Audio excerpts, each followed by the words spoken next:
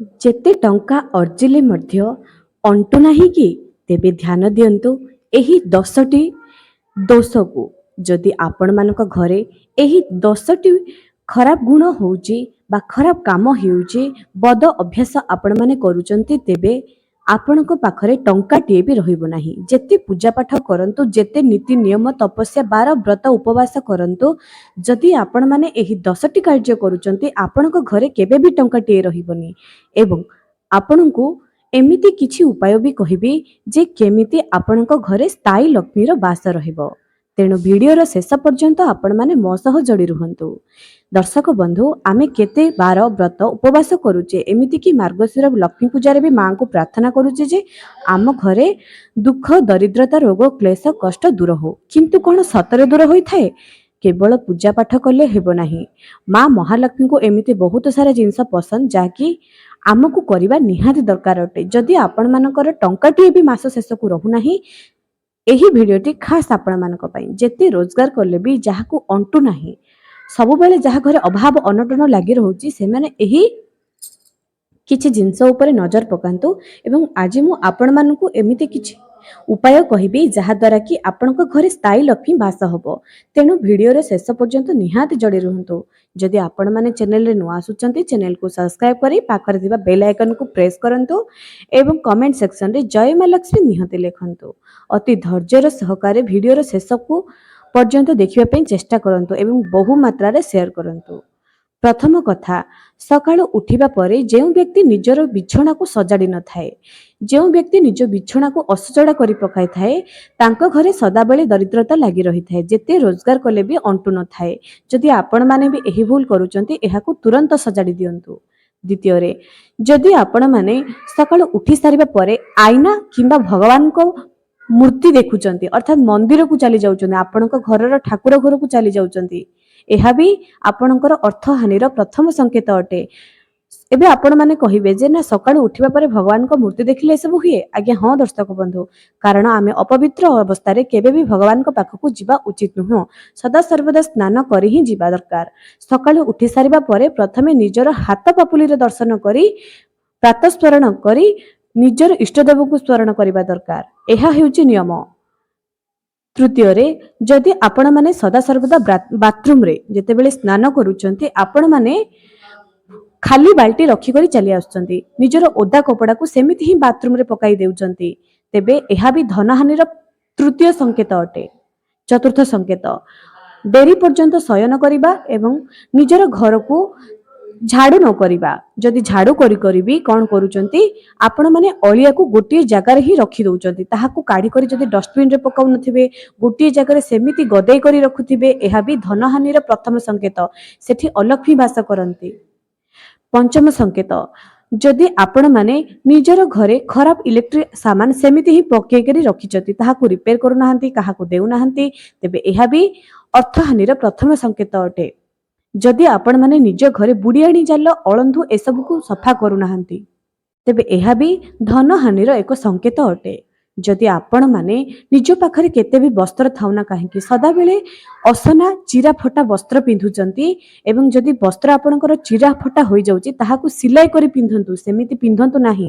ଏହି ଛୋଟ ଛୋଟ ଜିନିଷ ଆପଣଙ୍କୁ ଧନହାନିର ବହୁତ ବଡ଼ ସଂକେତ ଦେଉଥାଏ। ଯେଉଁ ଦର୍ଶକ ବନ୍ଧୁମାନେ ଏପର୍ଯ୍ୟନ୍ତ ଭିଡ଼ିଓକୁ ଦେଖିଛନ୍ତି, ଏହି ସବୁ କାର୍ଯ୍ୟ ଯଦି ଆପଣମାନେ କରୁଛନ୍ତି, ଏହାକୁ ନିଶ୍ଚୟ ସୁଧାରି ଦିଅନ୍ତୁ। ଏବଂ ଘରର ମହିଳାମାନେ ଯଦି ସଦାସର୍ବଦା ଅସନା ହୋଇ ରହୁଛନ୍ତି, ତେବେ ସେହି ଘରେ କେବେ ବି ମା ଲକ୍ଷ୍ମୀ ବାସ କରିନଥାନ୍ତି। ଯେଉଁ ଘରର ମହିଳା ସଦାସର୍ବଦା ରୁକ୍ଷ କଥାବାର୍ତ୍ତା କରିଥାନ୍ତି, ସେହି ଘରେ ମା ଲକ୍ଷ୍ମୀ କେବେ ବି ବାସ କରିନଥାନ୍ତି। ଯଦି ଆପଣଙ୍କ ଘରେ ଆପଣମାନେ ପୂଜାର ମୂର୍ତ୍ତି ବହୁତ ସାରା ମୂର୍ତ୍ତି ରଖିଛନ୍ତି, ତାଙ୍କର ସେବା ଯଦି କରିପାରୁନାହାନ୍ତି କିମ୍ବା ମୂର୍ତ୍ତି ପଛରେ ପୁଣି ଏକ ମୂର୍ତ୍ତି ରଖିଛନ୍ତି, ପଛରେ ମୂର୍ତ୍ତି ରଖିଛନ୍ତି ଠାକୁରଙ୍କ ଫଟୋ, ପୁଣି ତାଙ୍କ ଆଗରେ ଆଉ ଗୋଟେ ଫଟୋ ରଖିଛନ୍ତି, ଏହାକୁ ଏମିତି ରଖିବା ଦ୍ୱାରା ଛାୟା ଦୋଷ ଲାଗିଥାଏ, ଯାହା ଦ୍ୱାରା କି ଆପଣଙ୍କ ଘରେ କେବେ ବି ଅର୍ଥ ସ୍ଥାୟୀ ଭାବରେ ରହିନଥାଏ। ଯେଉଁ ଘରେ ଠାକୁରଙ୍କର ମୂର୍ତ୍ତିର ପଛପଟ ପିଠି ଅଂଶ ଖାଲ ହୋଇ ରହିଥାଏ, ସେହି ଘରେ ବି ଟଙ୍କାଟିଏ ବି ରହିନଥାଏ। ଠାକୁର ଘର ଯେଉଁ ଘରେ ସଫାସୁତୁରା ନଥାଏ, ମୂର୍ତ୍ତିରେ ସେମିତି ଚନ୍ଦନ ସିନ୍ଦୁର ଲଗାଇ କରି ରଖିଥାନ୍ତି, ପୋଛି ନଥାନ୍ତି, ସଫାସୁତୁରା ରଖିନଥାନ୍ତି, ସେହି ଘରେ କେବେ ବି ଲକ୍ଷ୍ମୀ ବାସ କରିନଥାନ୍ତି। ତେଣୁ ଚେଷ୍ଟା କରନ୍ତୁ ଏହି ସବୁ ଜିନିଷ ଆପଣମାନେ ସୁଧାରି ଦିଅନ୍ତୁ, ନଚେତ୍ ଆପଣଙ୍କ ଘରେ କେବେ ବି ଅର୍ଥର ଅଭାବ ରହିବ, ସବୁବେଳେ ରହିବ। ଯେତେବେଳେ ବି ଘରେ କିଛି ବି ପ୍ଲାଷ୍ଟିକ ବୋତଲ ଖରାପ ହେଇଯାଉଛି କିମ୍ବା ଆପଣ ବ୍ୟବହାର କରୁନାହାନ୍ତି, ତୁରନ୍ତ ଶନିବାର ଦିନ ଏହାକୁ ଫିଙ୍ଗି ଦିଅନ୍ତୁ। ଏହା ବହୁତ ଭଲ ଅଟେ। ଏହା ଦ୍ୱାରା ଆପଣଙ୍କ ଜୀବନରେ ବହୁତ ସାରା ଜିନିଷ ସୁଧୁରି ଯିବ। ଏବେ ଦର୍ଶକ ବନ୍ଧୁ, ଏହା ତ ଥିଲା ଏହି ସବୁ ଗୁଣ ଯୋଗୁଁ ଆପଣଙ୍କ ଘରେ ଲକ୍ଷ୍ମୀ ସ୍ଥାୟୀ ଭାବରେ ବାସ କରିନଥାନ୍ତି। ଏବେ ଚାଲନ୍ତୁ ଜାଣିବା କେଉଁ କାର୍ଯ୍ୟ କଲେ ଆମ ଘରେ ଧନର ଆଗମନ ହେବ, ଧନର ଅଭାବ ଦୂର ହେବ, ସ୍ଥାୟୀ ଲକ୍ଷ୍ମୀର ବାସ ହେବ। 10ଟି ଉପାୟ ଆଜିର ଭିଡ଼ିଓରେ ଆପଣମାନଙ୍କୁ କହିବି। ତ ଆପଣମାନେ କ'ଣ କରିବେ ନା, ପ୍ରଥମ ଜିନିଷ, ସକାଳୁ ଉଠି ସାରିବା ପରେ ବ୍ରହ୍ମ ମୁହୂର୍ତ୍ତରେ ଉଠିବାକୁ ଚେଷ୍ଟା କରନ୍ତୁ ଏବଂ ନିଜ ହାତ ପାପୁଲିକୁ ଦର୍ଶନ କରନ୍ତୁ। ଏହା ସବୁଠାରୁ ଶ୍ରେଷ୍ଠ ନିୟମ ଅଟେ। ଦ୍ୱିତୀୟରେ, ସକାଳୁ ଉଠି ସାରିବା ପରେ ଆପଣମାନେ ଚେଷ୍ଟା କରନ୍ତୁ ତୁରନ୍ତ ପୂଜା କରିବା ପାଇଁ। ପୂଜା କରିବା ହେଉଛି ସବୁଠାରୁ ଶ୍ରେଷ୍ଠ ନିୟମ, ଅର୍ଥାତ୍ ସକାରାତ୍ମକ ବାତାବରଣ ଆପଣଙ୍କ ଘରକୁ ଆସିଥାଏ। ନିୟମିତ ବୃନ୍ଦାବତୀରେ ଜଳ ଦେଇ ବୃନ୍ଦାବତୀର ଆଖପାଖ ସଫା କରିବା। ମା ବୃନ୍ଦାବତୀଙ୍କ ସହିତ ଘରର ଦେବତା ମାନଙ୍କର ଯେତିକି ଆପଣଙ୍କୁ ଆସୁଛି ସେତିକି ପୂଜା କରନ୍ତୁ। ତୃତୀୟରେ, ମା ବୃନ୍ଦାବତୀଙ୍କ ପାଖରେ ଗୁରୁବାର ଦିନ କଞ୍ଚା କ୍ଷୀର ଅର୍ପଣ କରନ୍ତୁ। ଏହା ଓಂ ନମୋ ଭଗବତେ ବାସୁଦେବା ମନ୍ତ୍ର ଜପ କରି। ଏହା ଦ୍ୱାରା କ'ଣ ହୋଇଥାଏ ନା, ଆପଣଙ୍କ ଘରେ ଧନର ଆଗମନ ହୋଇଥାଏ। ନିହାତି ପରୀକ୍ଷା କରନ୍ତୁ। ଗୁରୁବାର ଦିନ ତମ୍ବା ଢାଳରେ ଜଳ ନିଅନ୍ତୁ, ଗୋଟିଏ କିସମିସ୍ ପକାଇ କରି ଘରର ଯେତେ ଜଣ ସଦସ୍ୟ ଅଛନ୍ତି ନିଜ ହାତରେ ଜଳ ନେଇ ଓಂ ନମୋ ଭଗବତେ ବାସୁଦେବ 7 ଥର ଜପ କରି 7 ଥର କଦଳୀ ବୃକ୍ଷ ମୂଳରେ ଜଳ ଅର୍ପଣ କରନ୍ତୁ। ଯେଉଁ ନିୟମ ଆପଣଙ୍କୁ କହୁଛି ଏହା କରିକି ଦେଖନ୍ତୁ, ଆପଣଙ୍କ ଘରେ ଟଙ୍କାର ଆଗମନ ହେଉଛି କି ନାହିଁ, ଘରେ ଅଭାବ ଦୂର ହେଉଛି କି ନାହିଁ ଆପଣମାନେ କହିବେ। ତାପରେ ନିୟମ, ରାତିରେ ଶୋଇବା ସମୟରେ ନିଜର କିଚେନକୁ ଭଲ ଭାବରେ ସଫା କରନ୍ତୁ। ଅଇଁଠା ବାସନ ରଖିବେ ନାହିଁ, କିଚେନକୁ ଅସଜଡ଼ା କରି ରଖିବେ ନାହିଁ ଏବଂ ରାତିରେ ଶୋଇବା ସମୟରେ ଗୋଟିଏ କର୍ପୂର ସହିତ 2ଟି ଲବଙ୍ଗର ଗୋଟିଏ ଦୀପରେ ପକାଇଦେବେ, ମାଟି ଦୀପରେ। ତାହାକୁ ଯଦି ରୂପାର ପାତ୍ର ଥିବ ତା ଉପରେ ରଖିକରି ଜାଳିବେ କିମ୍ବା ସେମିତି ମାଟିର ପାତ୍ରରେ ଜାଳିଦେବେ। ଲାଇଟ୍ ବନ୍ଦ କରି କରି ସିଧା ଘରକୁ ଆସିଯିବେ, ଅର୍ଥାତ୍ ଶୋଇବା ପାଇଁ ଆସିଯିବେ। ପୁଣି ଥରେ ସେହି ରୋଷେଇ ଘରକୁ ଯିବେ ନାହିଁ।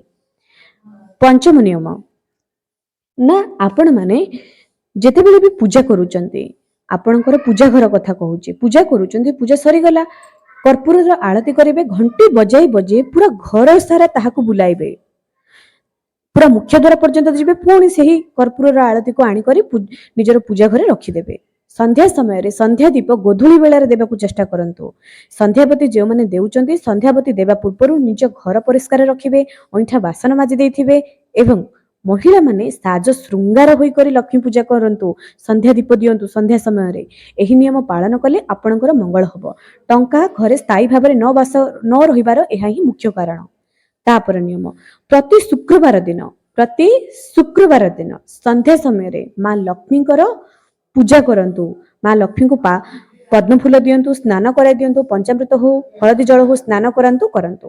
ପ୍ରତିଦିନ ନିଜ ମୁଖ୍ୟ ଦ୍ୱାରରେ ଗୋଟିଏ ଦୀପ ଡାହାଣ ପଟେ ଜଳାଇବା ପ୍ରାରମ୍ଭ କରିଦିଅନ୍ତୁ। ଏହା ଦ୍ୱାରା ଆପଣଙ୍କର ବହୁତ ବଡ଼ ମଙ୍ଗଳ ହେବ। କରିକି ଦେଖନ୍ତୁ, ନିହାତି ହେବ। ଏବଂ ପ୍ରତି ଶୁକ୍ରବାର ଦିନ କ୍ଷୀରି ପ୍ରସ୍ତୁତ କରିବେ, ମା ଲକ୍ଷ୍ମୀଙ୍କୁ ଭୋଗ ଦେବେ। ଯଦି ରୂପାର ପାତ୍ର ଥିବ ତ ବହୁତ ଭଲ କଥା, ନଚେତ୍ କାଚର ପାତ୍ରରେ ସେହି କ୍ଷୀରିକୁ ରାତ୍ରି ସମୟରେ ନିଜ ପରିବାରର ସମସ୍ତ ସଦସ୍ୟ ମିଶିକରି ଖାଇବେ। ଏହି ନିୟମ ପାଳନ କଲେ ମଙ୍ଗଳ ହେବ ଆପଣଙ୍କର, ନିହାତି କରନ୍ତୁ। ପ୍ରତି ଶୁକ୍ରବାର ଦିନ ରାତ୍ରି ସନ୍ଧ୍ୟା ସମୟରେ ଦେଶୀ ପାନପତ୍ରରେ ମହୁ ଟିକେ ମା ଲକ୍ଷ୍ମୀଙ୍କୁ ଭୋଗ ଦିଅନ୍ତୁ।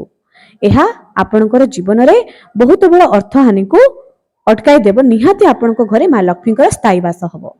ମା ଲକ୍ଷ୍ମୀଙ୍କୁ ପ୍ରସନ୍ନ କରିବାକୁ ହେଲେ ଯଦି ଆପଣଙ୍କ ପାଖରେ ସମୟ ଅଛି, ପ୍ରତିଦିନ ଶ୍ରୀ ସୁକ୍ତମ ସହିତ କନକଧାରା ସ୍ତୋତ୍ରମ୍ ସକାଳ କିମ୍ବା ସନ୍ଧ୍ୟା ସମୟରେ ପାଠ କଲେ ବହୁତ ଭଲ କଥା, ନଚେତ୍ ପଢିପାରନ୍ତି ସକାଳ ସମୟରେ। ଯଦି ନ ହେଉଛି ନିଜ ମୋବାଇଲରେ ଲଗାଇ କରି ଶୁଣନ୍ତୁ। ବିଷ୍ଣୁ ସହସ୍ରନାମ, କନକଧାରା ସ୍ତୋତ୍ରମ୍, ଶ୍ରୀ ସୁକ୍ତମ ସବୁବେଳେ ସନ୍ଧ୍ୟା ସମୟରେ ଲଗାଇ କରି ରଖନ୍ତୁ। ଯେଉଁମାନେ ମା ଲକ୍ଷ୍ମୀଙ୍କୁ ମାନୁଛନ୍ତି, ଚାହୁଁଛନ୍ତି ଯେ ନିଜ ଘରେ ଉନ୍ନତି ଟିକେ ହଉ, ଏହି ସବୁ ନିୟମ ନିଶ୍ଚୟ ପାଳନ କରନ୍ତୁ।